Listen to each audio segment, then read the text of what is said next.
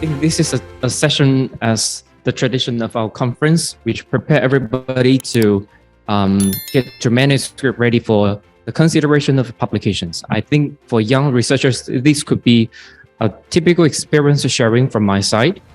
There will be a few slides to let you understand more about some of the tips you can prepare yourself. And precisely, my sharing are much more based on the selections of partner journals.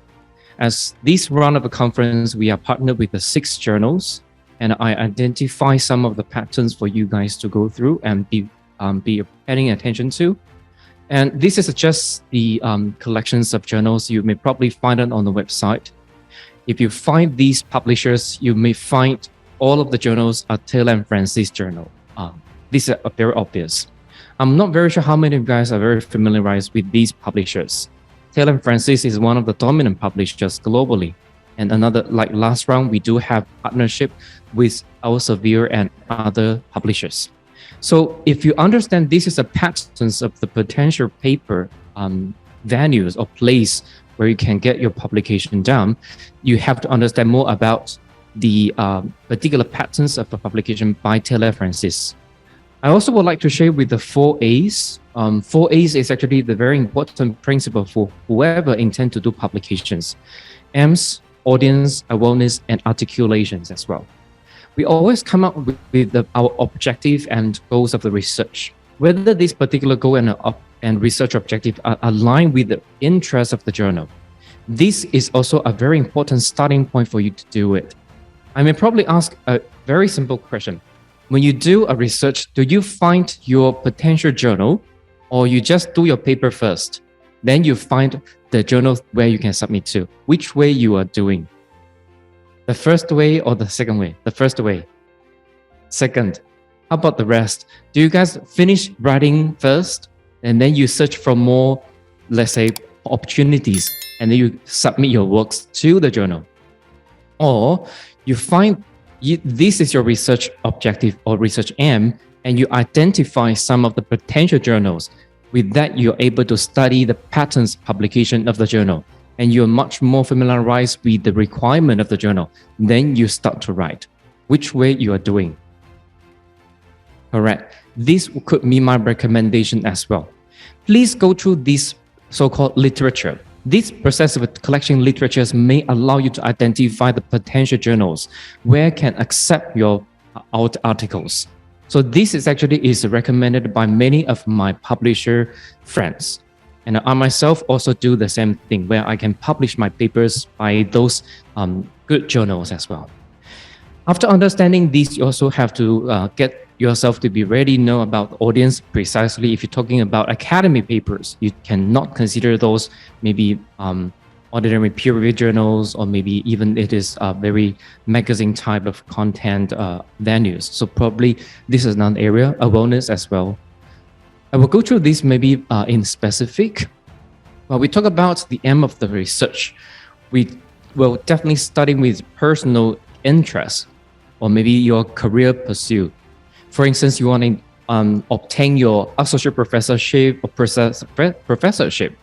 By having it, you need to publish a lot of articles by the renowned or prestigious journals. So this is actually a sort of the reasons that you can get your publication down. And probably as the scholar, we also aiming to make our knowledge to be heard, to be seen by the audience globally, like the conference we does. We have a chance to speak to the public or maybe the scholars from diverse of countries. And that's also is the reason why we are able to use this opportunity to test, to use your knowledge and identify some potential influence of the change of policies. The policy here is the keyword. Some of the journals are very keen on the policy making related content. So this actually is a reason why for us to look at global scales. We also concern on the author's original voice. Many of my submissions, I remember in the very beginning of the stage, many of my comments talking about, I need to emphasize the original voice from the authors. Though you have present a lot of collections of relevant literature, though you have sufficient discussion, but I still need more originalities of your own work. So this is also a reason why we also have to see the articulations. for example, about policy, about many potential research you can inspire the others, or it's talking about the layman, etc. And while we're doing all of the studies, we have gone through the existing publications. That's why whenever I supervise my students, some students may say, Dr. Wang, I want to start the chapter 1. I say, you probably may consider to do your literature review first, doing a necessary scanning on the collection of literature. So you're able to see where you can potentially develop a research based on the existing study, from where you are able to identify the problems from the collection of work that have been published.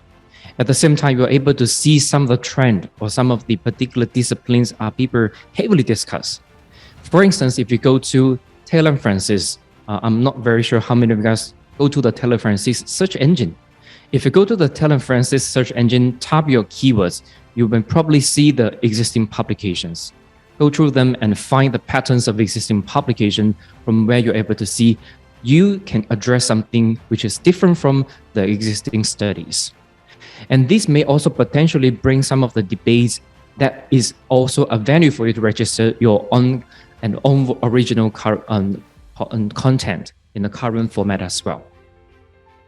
So these could be the articulations. Some of the journals may also give a very specific preferable structure, and they definitely wish you to have these tendencies to follow that particular structure. However, for this case, I may also give you some specific examples like this. For your information, I will go through all the 6 partnered journals. They're all Q1, fortunately or unfortunately. Q1 paper requires a lot of tedious work. As I actually, just now when I'm standing there, I received one of the Q2 journals invitation to review another paper. I have been keep reviewing papers from time to time by those Q1 to Q2 paper. I barely review Q3 to Q4. I think this also is a good career pathway for us, as we have chances to work with the Q1 to Q2 journals, and the editors may assign you with the work which has gone through this so-called the desk review.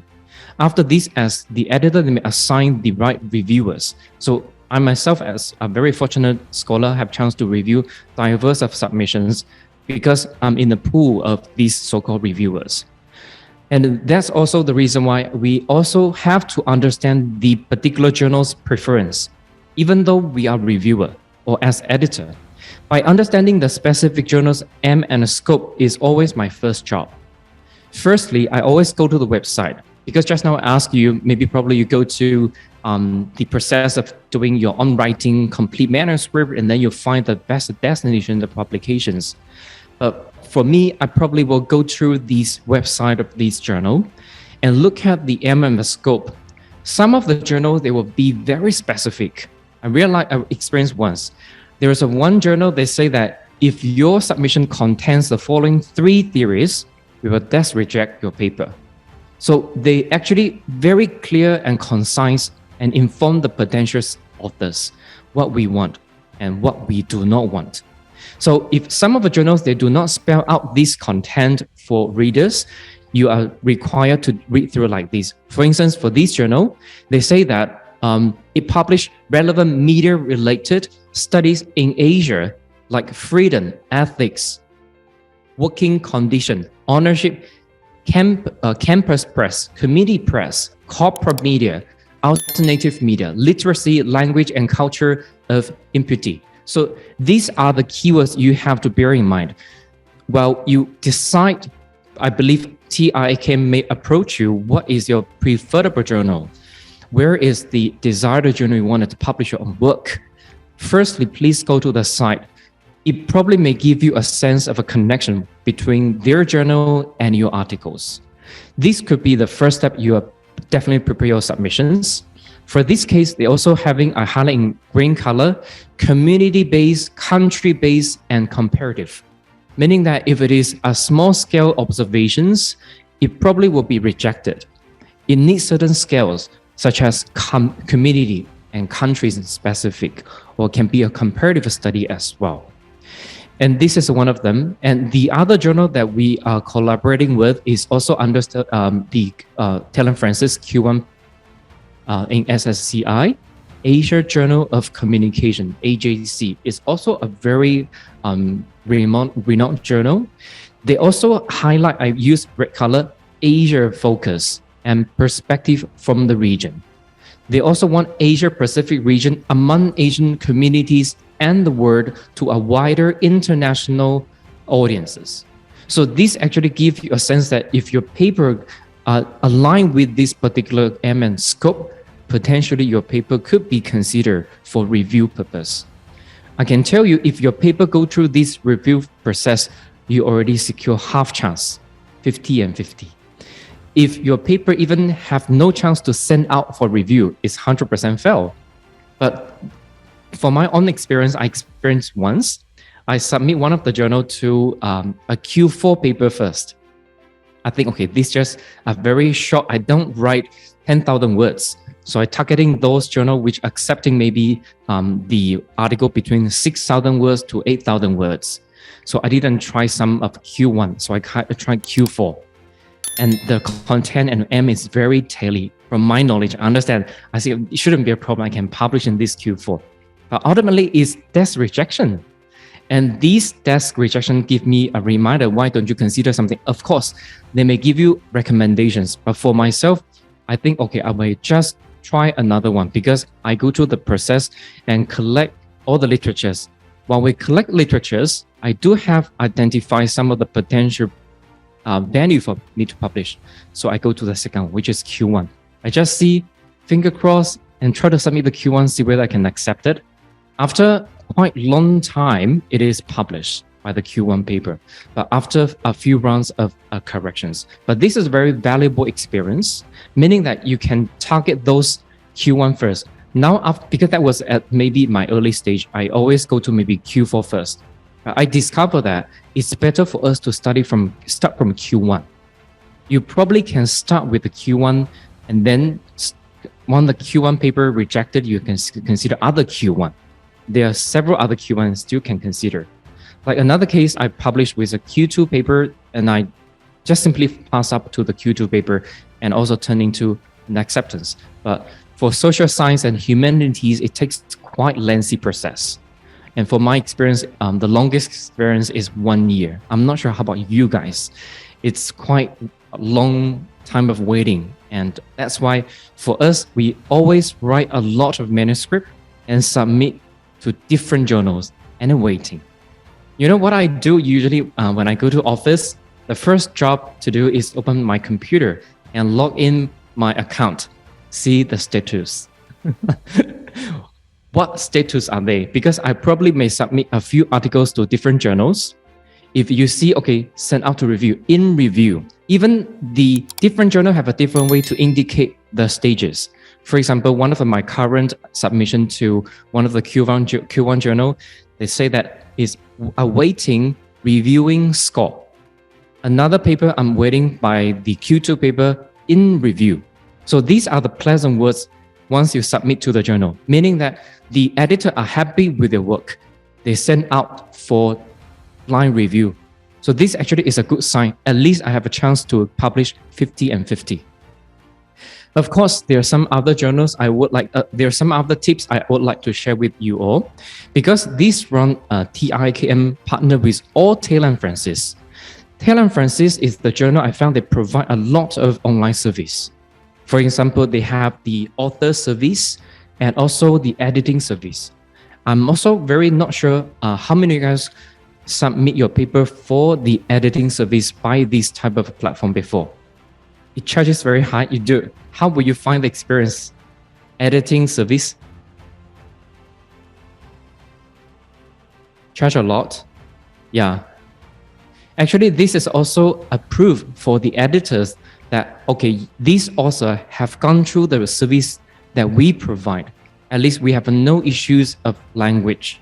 So we probably may not spend too much time to do proofreading because you have gone through the process that has been provided by us, the editing service. And there are several journals providing, there are several publishers providing this service.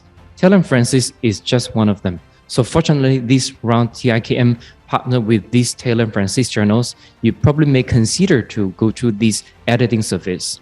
But the charges is very high, to be honest. And also, there's some of the other part I want to highlight, which is called the instruction for authors. There will be a long list of the information that requires you to go through that may give you a chance to understand what are the preferable template. So Taylor and Francis give a template. Some of the journal, I publish a lot with the Sage. Sage do not give me any template. So I can freely use whatever template I'm comfortable with. But I also have experience with the Taylor and Francis. They are very rigid in terms of a template. So that means if you intend to publish your paper with TIIKM and with the service of these partner journals, you have to follow the template. You can download this from the website of Taylor and Francis, and they may give you diverse of choices. If you are the Apple users, they may have the Apple version. If you're Microsoft users, Microsoft versions. So just feel free to go to the site and download the template and convert your content in accordance as well. Some of these paper, you can see that there is no word limit for the paper in this journal. This is a good sign for you if you have a lengthy paper. I have one student who write more than like 20,000 words, but it's actually that's rejected because even though they say we have no word count, to be honest, most of journal, they prefer articles below 20,000 words or 12,000 words. This is just based on my conversation sometimes with editors while they review back my papers. And I also interact with some of the deans last night because I have some friends in this country. So we are doing one Scopus journal together. I'm also in the reviewers team, and that professor is the associate editor. And I asked them a simple question. Do you guys have the plagiarism preference? So I asked them, actually, they don't have it. But to be honest, when I'm having experience with those prestigious journals, they do have it, but it is not transparent. Can you give me a figure, estimate how much percentage of the similarity the journal can tolerate? If you have any experience, 20, 10, 10%, yeah. Somebody like said 5, maybe, yeah. Actually, most of journals prefer the similarity index below 10%. Some of them even can specify 12% and below. So when you write your own paper, I may suggest you go to the Turn-In. You can go through this website and see whether they can provide some checking service. Or you're getting this result, you will probably see the index result. I also received one of the journal, they give us a report and telling that, okay, we use our own system to rectify the similarities.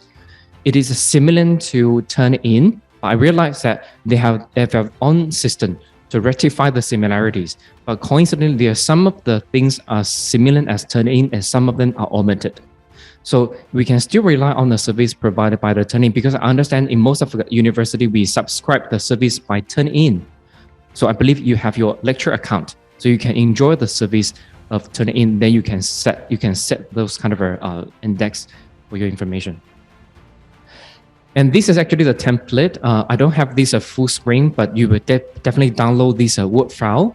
They may have a cover page. After the cover page, it requires you to provide the abstract and start the main content, etc. And prepare this in advance because I may share you with the other tips later as well. This is actually the full content they prefer in this format. Yeah, once you download it, you can just copy and paste your content in accordance. I believe we also enjoy a lot of service by, I didn't highlight very much, Crossroof. This is also a service provider when you find some of the journal in the indexing page, some of the peer-reviewed journal which are not listed in the Scopus or Social Science Index citation or AHCI citation, they may probably clarify they are using the Crossroof. It's good enough for the beginning level. Meaning that for young researchers, if you intend to publish something, if you see Crossroof, it's good enough because it shows some of the connections in the academia world. Why I highlight this? If you're using the service by OkiID, how many of you guys know OkiID? 1, 2, 3. Okay, that's great. Oh, OKID is actually the one that you are encouraged to establish and create now. If you publish anything by those journals, Crossroad will automatically update your work.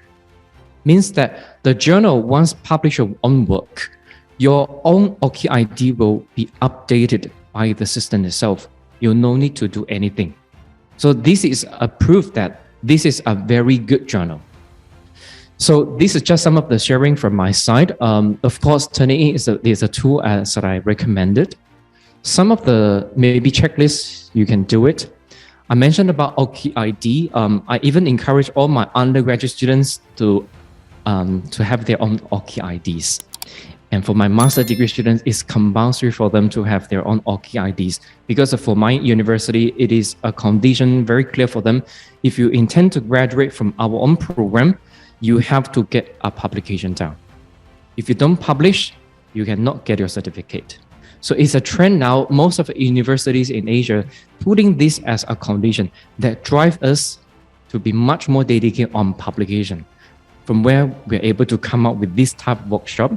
I conduct this workshop several times at a conference and other occasions. It finds that many of our participants do not know about OKID. But once you go to those websites, for example, Taylor and Francis, and also Elsevier, Sage, and etc.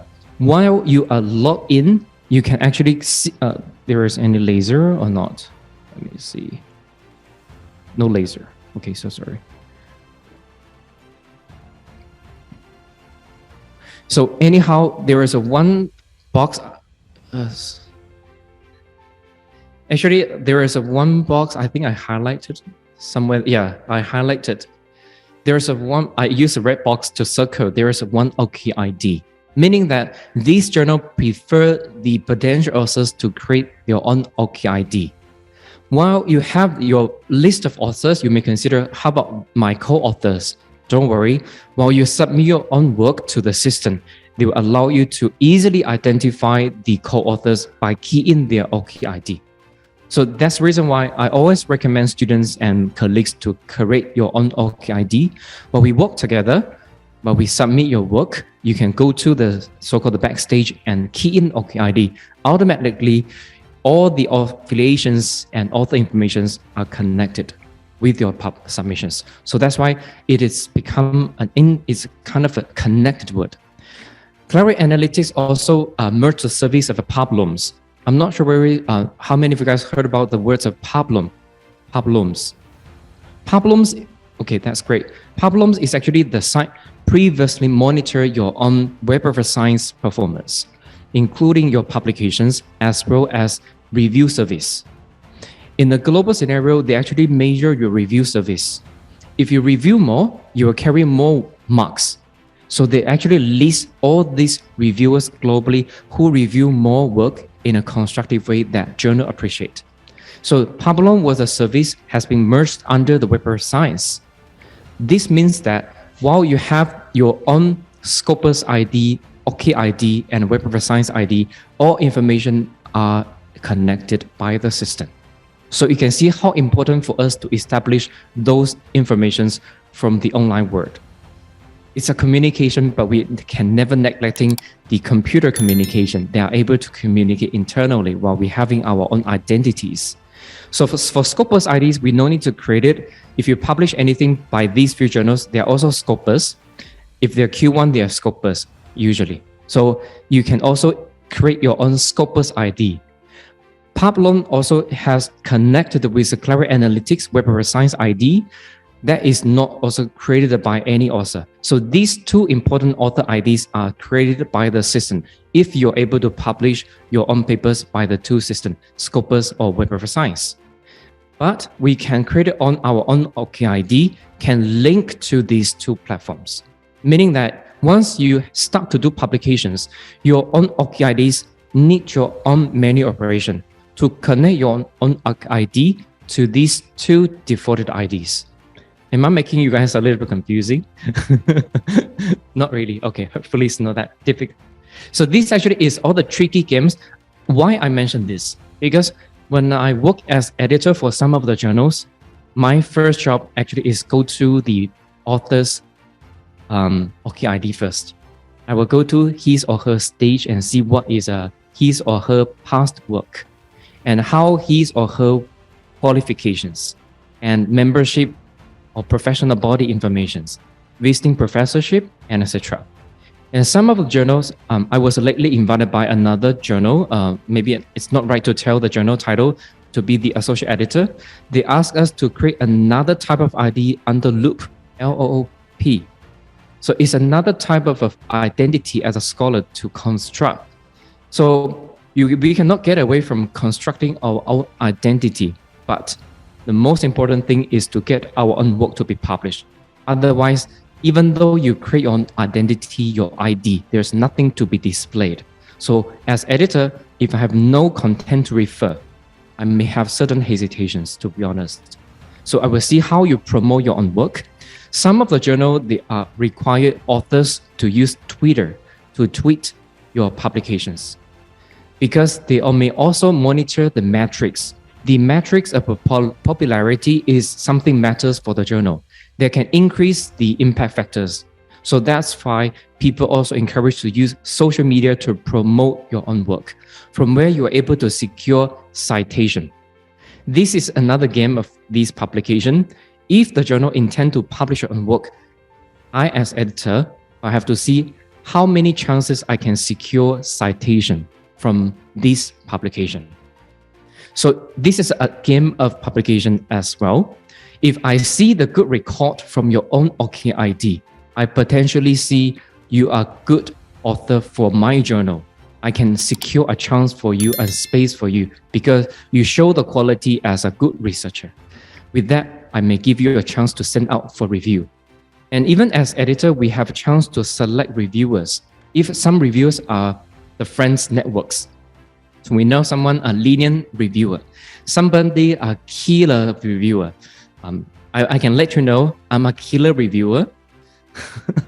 I'm in the category of a killer reviewer, and many of the journals, especially the Q1 and Q2 papers, and this year I'm also the reviewer for ICA conference in Canada. All the submission to my end rejected. So there are some of the reviewers are in the category of a killer reviewers. So unfortunately, if your paper are sent to the killer reviewers, very hard. But as editor, we know some of our reviewers were very kind. So if I see good patterns, I probably may send to some of the easygoing reviewer to ensure the paper can be published. So this is a human touch inside of the publications.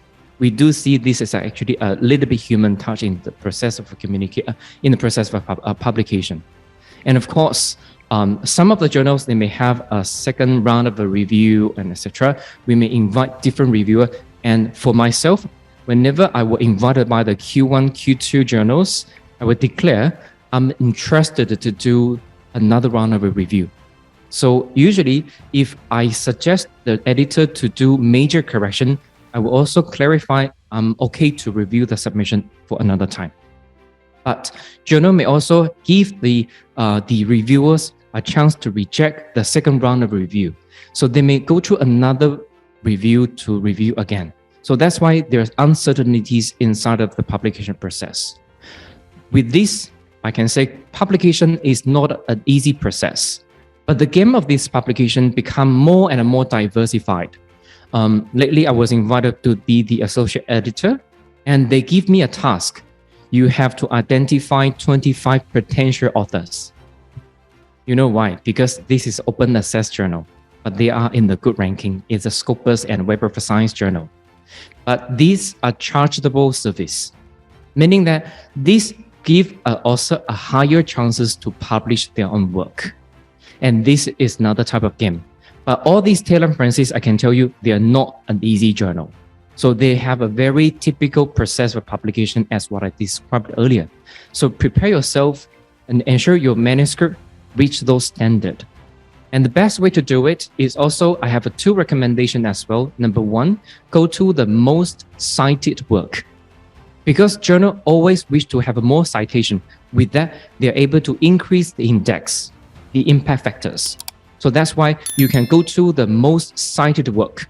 So I was very fortunate. One of my publications have this kind of a most cited, I have a more viewships. When I click, wow, the viewship is very high. It's beyond imaginations because they place my article underneath the most cited category. Another one is the recommendation from editor. Some of the journal, they're putting this as one of the category. And another type of content is go to these free access. Remember, these are the different things. One time it's called open access, and another one is called free access. Open access is usually require authors to pay subscription fees, meaning that we have to pay the fees for my publications for the sake of the readership. Regardless, you are the member of the journal or you are the member of the library and services subscribed by the university. So this is called open access. But free access is another scenario. So journals may identify a potential good work and putting them as free access. So you can click those free access. They wish you to read more because they make it free to you. Please read them. I wish you to read and understand more our publishing patterns. With that, maybe consider similar works to be considered. So these are the keywords: free access, not open access. And lately, we also, I'm not sure whether you guys heard about the MDPI, which is also a very popular publisher. Try not submit any work to them. It has been blacklisted. Yeah, it charges very high. They are Q1 and Q2 paper, most of their journals. I think this is not a very transparent, I hope it's not that this is a very lately news. Somebody consider this, even my colleague published with this publisher. For example, sustainability and also nature and something like this. They're top journals, but they charge fees, and for the sake of publication, the game of publication becomes something different and found something maybe people cannot find pleasant. That's why they are listed in a blacklist. So do not consider journals in this category. And that's why I think TIIKM did a good job. Always they partner with very trustable publishers. As what I mentioned, Taylor & Francis is one of them. Sage, Elsevier, Springer, and etc. So try to use this kind of so-called platforms for your publication. I hope this is just some of the tips I would like to share as someone who have a little experience, a humble sharing. But of course, if you have anything to exchange, to highlight, you can also share with me. I believe many of you guys are very keen on publications. That's why you stay here. All right, so I'm not sure how much time I have, Mr. Chanika. Do I need to buy more time for you? How many minutes? 8 or 5 minutes. Okay. Do you guys care about a Google Scholar? You do, right? Yeah, that's also a very good, because Google Scholar is a window for us to let outsiders understand about our publications. And I have one occasion happen to my colleague. Our students check our colleagues' Google Scholar one by one. You can see that students are very particular on our image as a scholar. So students may not understand what is a Scopus ID, what is Web Professor Science ID, but they know is Scopus is a Google Scholar. So some of my friends, they do not have their Google Scholar, and they publish Q1 and Q2. But I think this is not a very good way, and you may consider to start your own Google Scholar. If you find your work has been identified and rectified by Google Scholar, link your own ID together and confirm this is you. So you're able to add and update your Google Scholar profile. And ResearchGate is another one, because I like to use the service provided by the ResearchGate because I constantly receive the request from students or whoever doing research. They may request me to provide full text. That may potentially give me a chance to get a citation. That's why I do it. I'm not sure whether you guys use a ResearchGate service. You do, right? What else you find ResearchGate can provide you? Sometimes I find some of the DOI address is not visible, I probably may find it in the ResearchGate. I may probably copy the DOI address from the ResearchGate. It happened many times because the ResearchGate provide a complete information of the article. So you're able to find some of the key informations from ResearchGate. You can also clarify and establish your own identity as a scholar. So ResearchGate is another profile that you can do. So you can see after this workshop, you can do a lot of work.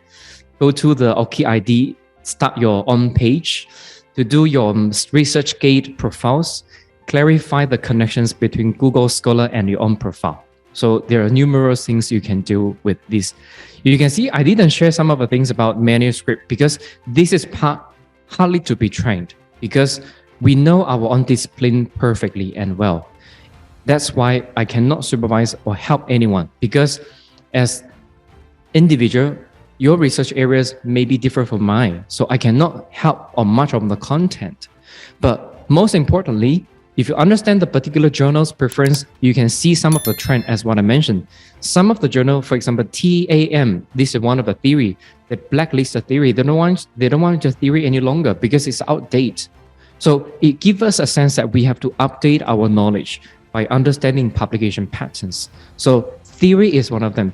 I realized that when I review a journal article submissions, I will look at the methodology and also the theoretic framework. And I do not look so much on the discussion first. I probably will look at whether the method matches and see whether the introductions tally with the goal and also the relevant methodology we employ to solve the issues. So the logics must be constructed in these submissions. Language is also another concern because I usually have a co-author who is from the United States, and I trust the native speakers English.